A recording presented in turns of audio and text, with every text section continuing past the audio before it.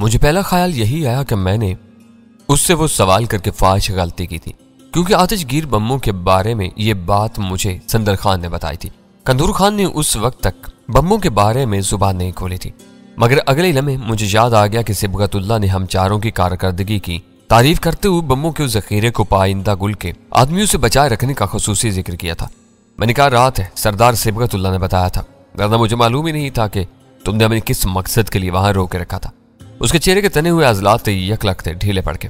मुस्कुराते हुए बोला, तुम्हें मालूम हो जाता कि तुम जहन्नुम के धाने पर बैठे हुए हो तो बाड़े पर राकट गिरते ही तुम वहां से भाग निकलते।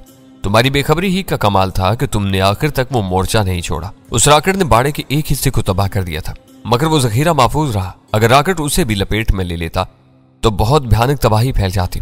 हवेली का तिनका राख हो जाता और अंदर फंसे हुए सारे आदमी जलकर कोयला बन जाते। यह सरदार सिबगतुल्लाह का ख्याल था कि तुम्हें बेखबर रखा जाए। शिंगारियों को जखीरे के बारे में मालूम था, इसलिए हमारे आदमी भी ज्यादा देर तक वहां न टिकते। कोई बहुत ज्यादा हिम्मत कर भी लेता तो राकट गिरने के बाद मैदान छोड़कर वहां से भाग निकलता। वो जखीरा अब बाड़े से निकाल लिया गया है। गालान में सब कुछ इसरार के तह दर तह पर्दों में छुपा हुआ है। असलियत बहुत आहिस्तगी से और मरहलावार हमारे इल्म में आ रही है। पहले मेरा ख्याल था कि इस जंग में हमारा कोई किरदार नहीं था, मगर संदल खान के इंकिशाफ और सिबगतुल्लाह की तायद से यह अंदाजा हुआ कि हवेली के अंदर काबिले एतमाद या बागी नफरी की कमी की वजह से इस मोर्चे की हिफाजत का काम हम चारों से लिया गया था। और अब सरूर में आया हुआ कंदूर खान कुछ और ही बता रहा था। इस बारे में और इससे मुल्हिक राहदारी में इस कदर संगीन खतरा था कि वो खुद भी हथियारों का थैला हमारे हवाले करके वापस भाग गया था। दीदा दानिस्ता कोई भी शिंगारी मौत के उस भयानक धाने पर नहीं ठहर सकता था। संदल खान ने ठीक ही कहा था कि उस जखीरे तक रसाई ना होने की वजह से पाइंदगुल के हामियों को शिकस्त का मुंह देखना पड़ा था। वहां तक पहुंचने के रास्ते काटने के लिए हमें चारा बनाया गया था।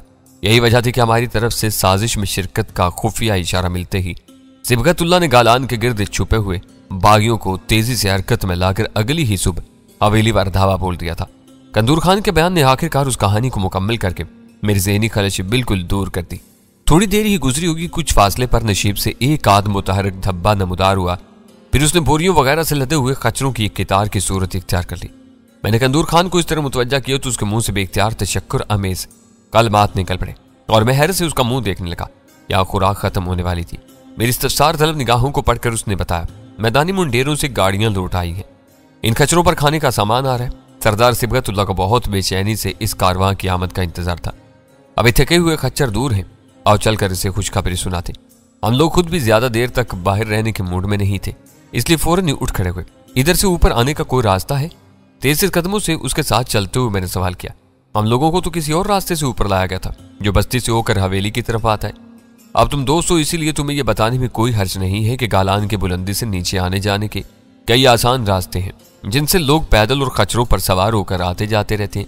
वो बोला, पाइंदागुल ने तुम्हें कैदी बनाकर बुलाया था, इसलिए तुम्हें सबसे लंबे और खतरनाक रास्ते से ऊपर लाया गया था ताकि तुम गालान से फरार होने के बारे में सोच भी न सको। मरने वाला मक्कारी और सफाकी में अपना सानी नहीं रखता था। मेरा ख्याल था कि मकारी में वो सब ही एक दूसरे से बढ़ चढ़ कर थे। वापसी में हमें एक बार फिर फटी फटी और वहशत ज़दा आंखों के हजूम में से गुजरना पड़ा। इस बार मैंने उन बेहिजाब नजरों का गहरा जायजा लिया तो मुझे वहां तहय्युर के अलावा कुछ भी नजर नहीं आया। हवेली में पहुंचने के बाद कंदूर खान अपने नए आका से मिलने चला गया और हम चारों रास्ता तलाश करते हुए अपने मेहमान खाने तक पहुंच गए। वहां संदल खान परेशानी के आलम में हमारा इंतजार कर रहा था। उसके लटके हुए चेहरे से थकान और मायूसी मुतरश्शे थी। हमें देखते ही वो उठ खड़ा हुआ। तुम सब कहाँ चले गए थे?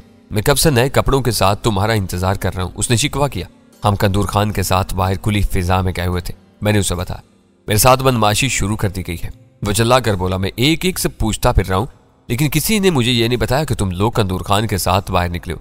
मेरी कुछ समझ में नहीं आ रहा कि मेरे साथ क्या खेल खेला जा रहा है। वो बहुत ज्यादा परेशान और कबीरा खातिर दिखाई देने लगा था। मैं उसकी तरफ देख कर रह गया, लेकिन इस वक्त जुबान से कुछ नहीं बोला और खामोशी से अपने कमरे की तरफ चल दिया। वो भी एक थैला उठाकर हमारे साथ हो लिया। कमरे में पहुंचकर उसने वो थैला एक बिस्तर पर उलट दिया और वहां कई रंगों के मर्दाना जोड़े फैल गए। वो नए नहीं थे, लेकिन धुले हुए और बेदाग जरूर थे। उनकी तराश खराश मकामी फजा की थी। इस वक्त तक हम लोगों के जिस्म पर वही लिबास मुड़े हुए थे जिनमें हमें अगवा किया गया था। गर्दो गुबार से अटे हुए रास्तों की तवील सफर, मार धाड़ और मुसलसल इस्तेमाल की वजह से हमारे कपड़े बहुत गंदे हो चुके थे। मुझे खुशी हुई कि संदल खान ने हमारी इस सूरत को हमारे मुतालबे से पहले महसूस कर लिया था। ये सब मर्दाना कपड़े हैं, हम दोनों क्या करेंगे? गजाला ने उस ढेर को उलट पलट कर देखने के बाद कहा, औरतों के कपड़े किसी को नहीं दिए जा सकते। मैं छोटे बड़े नाप के 10 जोड़े ले आया हूं, तुमको भी इन्हीं में से 2 जोड़े छांट कर गुजारा करना होगा। उसने नरमी से कहा, यहां से निकलने में तुम्हारे ये लिबास मददगार साबित होंगे। तुमको दूर से देखकर कोई नहीं पहचान सकेगा कि तुम मकामी नहीं हो। औरतों को इस काम में उलझा हुआ छोड़कर मैं संदल खान को एक तरफ ले गया और आखिरी बिस्तर पर जा बैठा ताकि कोई आने वाला हम दोनों पर शुबा न कर सके। वहां बैठने के बाद मैंने हमदर्दाना लहजे में पूछा, सुना है कि आज तुमको सरजश की गई है? किसी मुखबर ने तुमको गालान से निकलकर खचनार की तरफ जाते हुए देख लिया था। मैं जोश में ये भूल गया था कि शिंगारियों के असाब और माहौल पर अभी तक जंग जारी है और चप्पे चप्पे पर नए सरदार के मुखबरों का जाल फैला हुआ है। मैं अपनी सारी एहतियात के बावजूद खुद को पोशीदा रखने में नाकाम रहा, लेकिन मैं फिक्रमंद नहीं हूं। सौंफ की शराब की कहानी सुनाकर मैंने सरदार सिबगतुल्लाह को गुस्सा ठंडा कर दिया। वो नदामत अमेज लहजे में बोला, बात खत्म नहीं हुई बल्कि अब चल पड़ी है। मैंने मानी खेज लहजे में कहा, किसी को तहकीकात के लिए खचनार भेजा गया है। मेरी बात पर उसका चेहरा धुआं हो गया और वो खोई खोई सी आवाज में बोला, इसका मतलब है कि मेरी बात पर एतबार नहीं किया गया? क्या उन्होंने तुमसे भी कोई पूछगछ की थी? मैंने उसे अपनी और कंदूर खान की बातें बता दी। तुम्हें बहुत मोहतात और चौकन्ना रहना होगा, शायद वो लोग तुम्हारे पीछे लग चुके हैं। तुम्हारी जरा सी भी लग्जिश हम सबको एक साथ ले डूबेगी। आज मैं खच्चरों का बंदोबस्त करने के लिए गया था। उसने राजदारी से कहा, खच्चरों के बगैर हमारा कालान से निकलना मुश्किल है। इनके जरिए हम चंद मील का सफर करके इस मकाम तक जाएंगे जहां एक जीप हमारी मुंतजिर होगी। सधाए हुए खच्चरों के इंतजाम के बारे में मुझे कल तक जवाब मिल जाएगा। वो आदमी बहुत मजबूत और भरोसे वाला है। तहकीकात के लिए जाने वाला आदमी उस तक पहुंच भी गया तो कुछ उगलवा नहीं सकेगा। इस कठिन मोड़ पर हम एक दूसरे से ऐद करना होगा कि किसी एक फरीक का सितारा गर्दिश में आ गया तो वो दूसरे को नहीं फंसवाएगा। मेरी तरह से तुम पूरा यकीन रखो। मुझे उसे हमदर्दी से महसूस होने लगी। मैंने उसे नहीं बताया था कि मैं जानता था कि सिबगतुल्लाह और कंदूर खान उसकी नीयत और इरादों के बारे में मुतमिन नहीं है और किसी भी वक्त उस पर हाथ टालने के आज़ाइम लिए बैठे हैं। मैं भी तुमसे वादा करता हूं कि पकड़ा गया तो तुम्हारे इरादों के बारे में एक लफ्ज भी अपनी जुबान से नहीं निकालूंगा। वो एकदम जज्बाती हो गया। मुझे उम्मीद है कि ऐसा बुरा वक्त नहीं आएगा और हम एक साथ बादरानियों की लाई हुई नाहुसत से आजाद होने में कामयाब हो जाएंगे। मैंने खान बाबा की जिंदगी में तुम्हारे साथ कोई ज्यादती की हो तो मुझे सच्चे दिल से माफ कर देना। आज के बाद तुम मुझे हमेशा अपना खैरखा और हमदर्द पाओगे। मेरे अल्फाज हल्की में पंस कर रह गए, मगर उसने मेरी नजरों में पोशीदा पैगाम पढ़ लिया और हमारे कमरे से चला गया। उसके जाते ही मेरी निगाहें उस कनस्तर पर पड़ी जो हमारे लिए खचनार से लाया था। मैं फौरन ही बाहर निकला ताकि उसके जरिए वो बदबूदार कनस्तर कंदूर खान को भिजवा सकूं। बाहर आकर मैं ये देखकर हैरान रह गया कि वो इन चंद सानियों में ही बहुत दूर निकल चुका था और गैर मामूली तेज रफ्तारी के साथ मेहमान खाने से नकासी के रास्ते की तरफ जा रहा था। मैंने उसे आवाज दी तो वो फौरन पलट पड़ा और रुक कर मेरी तरफ देखने लगा। वो मेरी तरफ नहीं आया। ऐसा मालूम हो रहा था जैसे उसे कहीं जाने की उजलत हो। मैंने उसे कनस्तर के बारे में आगाह किया तो उसने वहीं से जवाब दिया कि वो बाहर से किसी को इस काम के लिए भेज देगा। ये कहकर वो अलविदाई अंदाज में हाथ लहरा कर सीधा बाहर निकलता चला गया। इस वक्त संदल खान का रवैया बहुत अजीब और नाकाबिल फहम था। कोई बात मेरे लाशऊर में खटक रही थी मगर मैं उसे समझने से कासिर था। मैं अपनी इस बेनाम खालिश को कोई मानी पहनाने के चक्कर में उलझा रहा और उन तीनों ने अपने मैले कपड़े मर्दाना शिंगारी लिबास से बदल डाले। खुशकिस्मती से दोनों औरतों को उनके नाप के कपड़े मिल गए थे जिनमें उनका रंग रूप उस कदर निखर आया था कि उन पर निगाह नहीं ठहर रही थी। मैंने भी गुसल खाने में जाकर अपने मैले कपड़ों से छुटकारा हासिल कर लिया। शाम की हवाखोरी से वापसी पर कंदूर खान ऐसा गायब हुआ कि दोबारा उसकी झलक ही नहीं दिखाई थी। मैंने रात के खाने तक कई बार संदल खान को बैरूनी हाल और उसके कमरे में तलाश किया लेकिन उसका भी सुराग नहीं मिल सका। खाना लाने वाला शिंगारी उर्दू से नाबलद था। मैंने उसे इशारों में संदल खान के बारे में मालूम करना चाहा लेकिन वो मेरी बात समझ न सका और वो मुझे न कुछ समझा सका। एक तरफ ये सूरत हाल थी कि उन दोनों में एक हमारे पास से जाता था तो दूसरा फौरी तौर पर वहां मौजूद होता था। इन लोगों से अमूमी और पुरपीच मसाइल पर तबादला ख्याल में मसरूफ रहकर हमें यह अंदाजा ही नहीं हो पाता था कि हम किसी अजनबी माहौल में फंसे हुए। दूसरी तरफ वो दोनों ही एक साथ गायब हो गए थे। वह क्या हो रहा था यह हमारे इल्म में नहीं था क्योंकि हमें अंदर की तमाम खबरें उन्हीं दोनों से मिलती थी। हम खाने में मसरूफ थे तो थोड़े थोड़े वक्फे से 3 शिंगारी हमारे कमरे में आए। उन्होंने दरवाजा खोल कर तजस्सुस अमेज निगाहों से पूरे कमरे का जायजा लिया और वापस लौट गए। उनके अंदाज से साफ जाहिर हो रहा था कि उन्हें हमारे कमरे में किसी फर्द या चीज की तलाश थी। इस आमदोरफ्त ने हमारे दिलों में मौजूद तजस्सुस को और बढ़ा दिया। वहां कोई ऐसा फर्द मौजूद नहीं था जो हमारा इत्मीनान करा सकता। मेरे ज़हन में एक मुहूम सी उम्मीद थी कि शायद खाने के बाद सरदार सिबगतुल्लाह मुझे बुला ले। इससे मुलाकात हो जाती तो मुझे अपने सवालों के जवाबात मिल सकते थे। खाने सवारी होते होते एक चौथे आदमी ने भी हमारे कमरे का जायजा ले डाला। उसने हर तख्त के नीचे झांक कर अपना इत्मीनान किया और लौट गया। मैं खाली बर्तन वहीं छोड़कर वस्ती हाल में जा बैठा जहां हुक्का ताज़ा कर दिया गया था और फिजा तंबाकू की खुशगवार बू से महक रही थी। कुछ देर से यहाँ पुरस्रार नकलो हरकत शुरू हो गई है। क्या तुम्हें इस पर तशवीश नहीं है? सुल्तान शाह ने मेरे करीब बैठते हुए तशवीश से ज़्यादा लहजा में कहा। नकलो हरकत से ज्यादा परेशानी इस बात की है कि कंदूर खान के साथ ही संदल खान भी गायब हो गया है और हम इन चिंगारियों में घिर कर रह गए जो हमारे लिए बिल्कुल गूंगे और बहरे हैं। क्यों ना बाहर निकलकर इन दोनों में से किसी को तलाश करने की कोशिश की जाए। उसकी तजवीज माकूल थी, मगर इन गैर यकीनी हालात में हमारा इधर उधर भटकना खतरनाक भी हो सकता था। मेरे ज़हन में यह बात जमी हुई थी कि संदल खान को हमारी मेहमानदारी की कुल वक्ती जिम्मेदारी सौंपी गई थी। अगर वो किसी काम से चला गया था तो उसे जल्दी लौट आना चाहिए था। उसकी तवील होती हुई गैर हाजिरी किसी संगीन गड़बड़ की निशानदेही कर रही थी, जो किसी छोटी मोटी जवाबी बगावत की कोशिश भी हो सकती थी। मैं हुक्के के कश लेकर उन्हीं गुत्थियों को सुलझाने की कोशिश कर रहा था कि अचानक कंदूर खान उजलत से हाल में दाखिल होता हुआ नजर आया और मेरा दिल खुश हो गया। हमें हाल में मौजूद देखकर वो हमारे कमरे की तरफ जाने के बजाय वहीं आ गया। उसके चेहरे से परेशानी हवीता थी। मैं उसे देखते ही उठ खड़ा हुआ। संदल खान कहाँ है? उसने किसी तमहीद का बगैर मुझसे सवाल किया। उसने मेरे बदले हुए लिबास को नजरअंदाज कर दिया था। तुमसे अलग होने के बाद उससे सरसरी मुलाकात हुई थी। वो हमें साफ कपड़े देकर कहीं चला गया था। मैंने जवाब दिया, मैं खुद कई घंटों से उसकी तलाश में हूँ। इस दौरान में 4 शिंगारी हमारे कमरे की तलाशी ले चुके हैं, लेकिन कोई भी हमें कुछ नहीं बता सका। मुझे बेचैनी से तुम्हारा इंतजार था। वो गायब है, कंदूर खान ने कदरे झल्लाहट के साथ कहा। हवेली और गालान में तलाश के बावजूद उसका सुराग नहीं मिल सका। शायद वो अपने सर पर भयानक खतरात मंडलाते हुए देखकर यहाँ से फरार हो गया है। उसने आखिरी मुलाकात में तुमसे कोई खास बात की थी? मेरा इशारा उसकी सरजंश की तरफ है। नहीं, वो पुरस्कून नजर आ रहा था। मैंने सौंफ की शराब लाने पर उसका शुक्रिया अदा करके अपनी नापसंदगी का इजहार किया था। इस पर भी उसने जुबान नहीं खोली। बाद में खिदमतगार वो कनस्तर ले गया था। उसकी तलाश जारी है। हो सकता है कि वो रात के सन्नाटे के इंतजार में कहीं छुपा हुआ। हवेली में आदमी फैला दिए गए हैं। कुछ टोलियां वादी से नकास के खुफिया रास्तों की तरफ उड़ा दी गई हैं। अगर वो निकल भागा है तो हमारे आदमी जल्द ही उसे चालेंगे। एहतियातन तुम लोग इसी मेहमान खाने में रहो। पार के हालात तुम्हारे लिए साजगार नहीं है। कचनार जाने वाला क्या खबर लाया? क्या वहां सिर्फ शराब लेने ही गया था वो? मैंने खौफ की एक अंदरूनी लहर के साथ पूछा। उसने तेज नजरों से मेरी तरफ देखा और जहरीली आवाज में बोला, वो कचनार में 3 आदमियों से मिला था। उनमें से एक बहुत मुश्तबा आदमी है जो खच्चरों को सधाने का काम करता है। शायद संदल खान को किसी तरह खचनार जाने वाले के बारे में भनक मिल गई थी और वो खतरा भांप कर बुरा वक्त आने से पहले ही यहां से निकल गया। सरदार सिबगतुल्लाह उसके अचानक गायब हो जाने पर बहुत बरहम है। उसने खचनार के उन 3 आदमियों की गिरफ्तारी का फरमान जारी कर दिया जिनसे संदल खान ने मुलाकात की थी। जलादों के भयानक अरबों के सामने वो ज्यादा देर तक झूठ नहीं बोल सकेंगे। संदल खान का हांका शुरू हो चुका था। वो मुहिम हमारे लिए भी खतरनाक साबित हो सकती थी। मुझे ख्याल हुआ कि वो घबरा कर भाग निकलने के बजाय मैदान में डटा रहता तो शायद उसके बचे रहने के इम्कानात रोशन थे।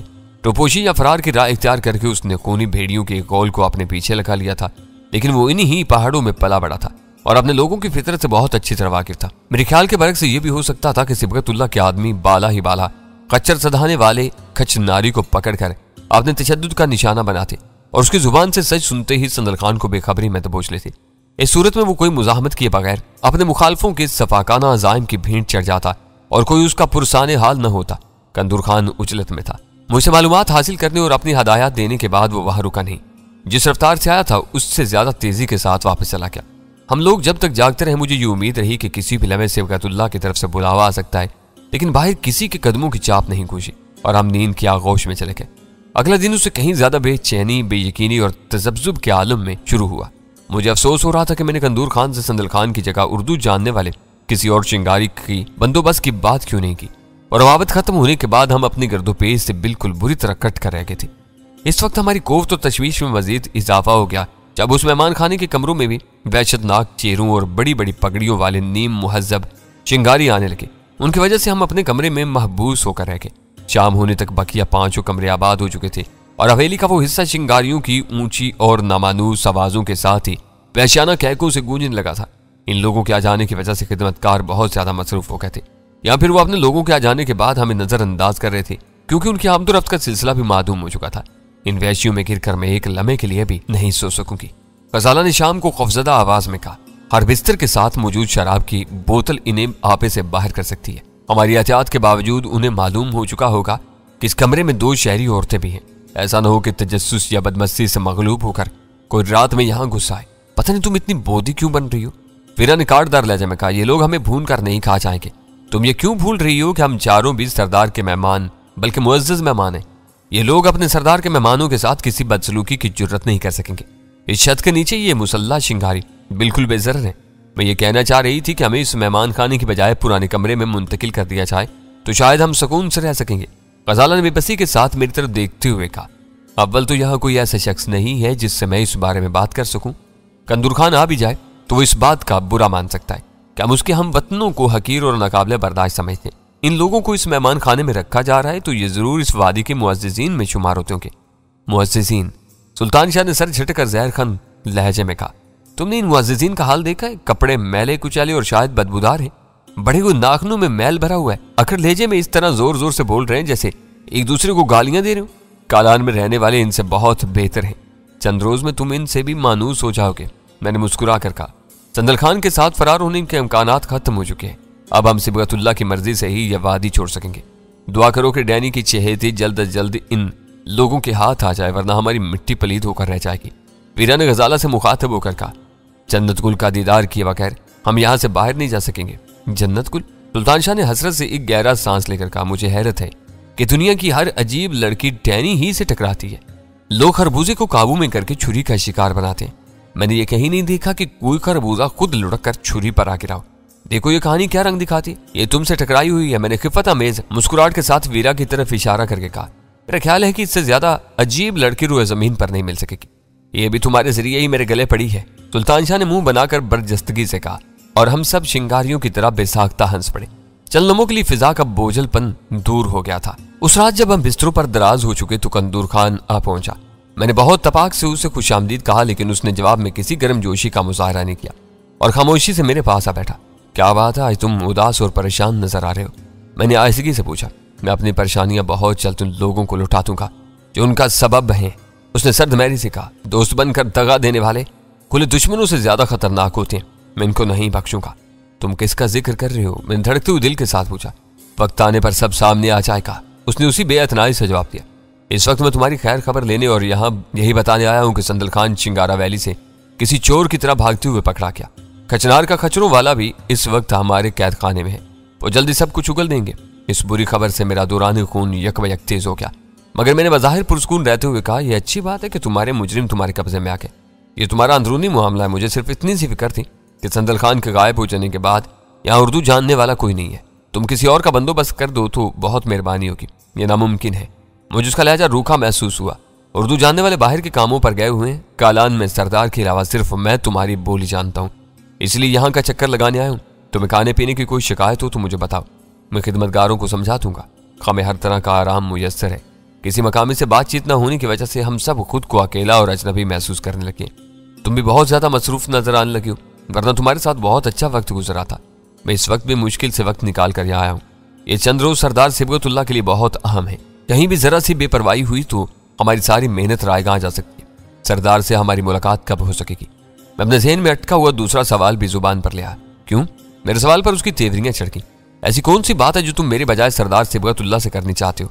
अगर मेरी ही कोई शिकायत है तो दूसरी बात है। अरे तुम तो नाराज हो रहे हो, मैंने उसका बाजू दबाते हुए खुशामदाना लहजे में कहा। मैं सरदार से सिर्फ ये मालूम करना चाहता था कि हम यहाँ से कब तक रवाना हो सकेंगे। हमें यहाँ आए हुए काफी वक्त गुजर चुका है, वो बहुत मसरूफ है। तुमने देखा नहीं कि मेहमान खाना भर चुका है? तब्दीली के बाद दूर दराज के कबीलों से मुअज्जिजीन आए हुए हैं। वो इनसे मुलाकातों में पुराने और नए मामलात तय करने में लगा हुआ है। हो सकता है कि कई दिन तक वो तुमको वक्त न दे सके। मौका मिला तो मैं तुम्हारा सवाल उस तक पहुंचा दूंगा। अगर मेहमानों के लिए जरूरत हो तो हम ये कमरा छोड़कर कहीं और मुंतकिल होने के लिए तैयार हैं। वीरा ने मौका पाते ही गजाला की ख्वाहिश की खूबसूरत तर्जुमानी करते हुए कहा, फिलहाल तो तुम यहीं रहो, वापस जाने वाले नए आने वालों के लिए जगह खाली करते रहेंगे। बाद में जरूरत पेश आई तो देखा जाएगा। मुझे मालूम है कि गजाला को इनकी आंखें डरावनी लगती हैं। उसका बेहतर इलाज ये है कि दोनों औरतें जरूरत के बगैर बाहर न निकलें। मर्दाना शिंगारी लिबास में उन पर ज्यादा निगाहें उठेंगी। वीरा की बात का जवाब देते हुए उसने ये भी जता दिया था कि वो गजाला का पिछले रोज का रद्दमल भूला नहीं था। वो हमें मजीद फिक्र तशवीश में मुब्तला करके लौट गया। इस वक्त तक मेहमान खाने में खासी खामोशी फैल चुकी थी। इक्का दुक्का ही आवाजें सुनाई दे रही थी। गालबन वो सब ही जल्द सो जाने के आदी थे। हमारे लिए वो खुशी की बात थी कि हम रात के सन्नाटे में पूरी यकसुई के साथ मशवरे कर सकते थे। सिबगतुल्लाह ने हम लोगों की वापसी जन्नत गुल की आमद से मशरूत करने के साथ ये भी कहा था कि वो इस मामले को हर एक हत्ता कि कंदूर खान से भी पोशीदा रखना चाहता है। इसलिए मैं कंदूर खान से ये नहीं पूछ सका कि जन्नत गुल और उसके वालिदैन को कालान लाने के सिलसिले में क्या पेशरफ्त हुई थी। इस वक्त कंदूर खान हम सब लोगों से भड़का हुआ नजर आ रहा था।